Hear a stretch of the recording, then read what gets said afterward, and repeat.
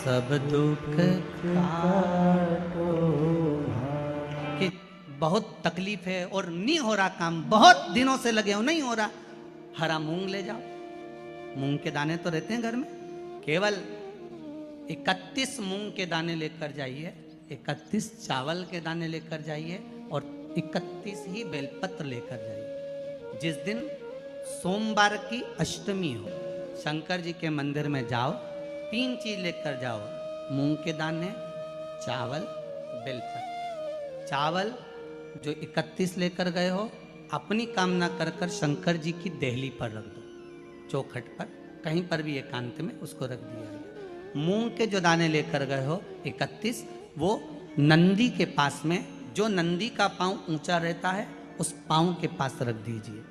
और जो 31 बेलपत्र लेकर गए हो, वो 31 बेलपत्र अशोक सुंदरी वाली जो जगह है, आपको पहले बताया है कथा में, अशोक सुंदरी जी का स्थान जहां से पानी नीचे गिरता है, प्रत्येक शिवलिंग के सामने एक मोटी सी लाइन, वहां पर जो 31 बेलपत्र लेकर गए हो, अपनी कामना कर कर पीला चंदन लाल चंदन लगाकर उस पर समर्पित करते जाओ। उसकी डंडी जहां से पानी बहता है उस ओर होना चाहिए। आप निवेदन कर कर देखो, एक सोमवार की अष्टमी पर कर कर देखना, दूसरी सोमवार की अष्टमी आएगी, अपने आप आपका काम हो गया होगा। बेलपत्र चढ़ाने का भी एक तरीका होता है, समझ में आता है? सीधा बेलपत्र और उल्टा बेलपत्र समझ लेना, बहुत अच्छे से समझिएगा।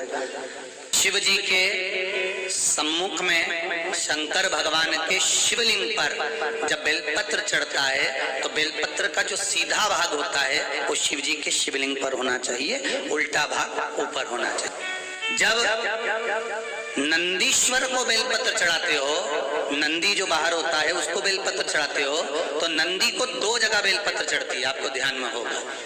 पहली बेलपत्र नंदी को जब चढ़ती है तो नंदी के सामने चढ़ती है, तो उसका बेलपत्री का जो डंडी का मुख है वो नंदी की ओर होता है और बेलपत्री की पत्ती का मुख शंकर जी की ओर होता है।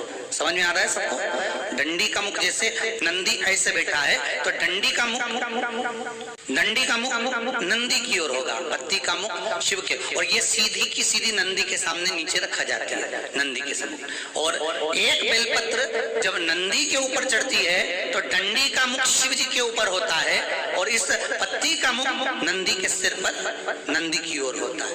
ये दोनों में बहुत अंतर है महाराज। जैसे कोई बच्चा कोई कंपटीशन एग्जाम के लिए जा रहा हो या कोई परीक्षा देने के लिए जा रहा हो और पढ़ाई करे, स्मरण करे, तैयारी करे, वो अपनी जगह पर है। और ऐसा नहीं होता कि बच्चे पढ़ते नहीं है या तैयारी नहीं करते हैं, इसके बाद भी अगर उनका इंटरव्यू में पास नहीं होते या एग्जाम में पास नहीं होते तो उसके लिए ये दोनों बेलपत्री बड़ी काम करती है। बहुत ध्यान देना, जो नंदी के सामने बेलपत्र रख कर जाना, शिव जी के सम्मुख में बेलपत्र रख कर जाना, मतलब नंदी के सम्मुख में जब रखाएगी तो डंडी, जम के बोलिए, कहाँ होना चाहिए? नंदी की ओर। और जब ऊपर रखाएगी तो डंडी शिव की ओर हो। ये 2 बेलपत्र रखकर शिव जी का स्मरण कर कर जाएं, कार्य सफलता की ओर बढ़ता है। कोई काम के लिए आप जा रहे हैं तो उसमें सफलता मिल जाती है, उसमें सफलता प्राप्त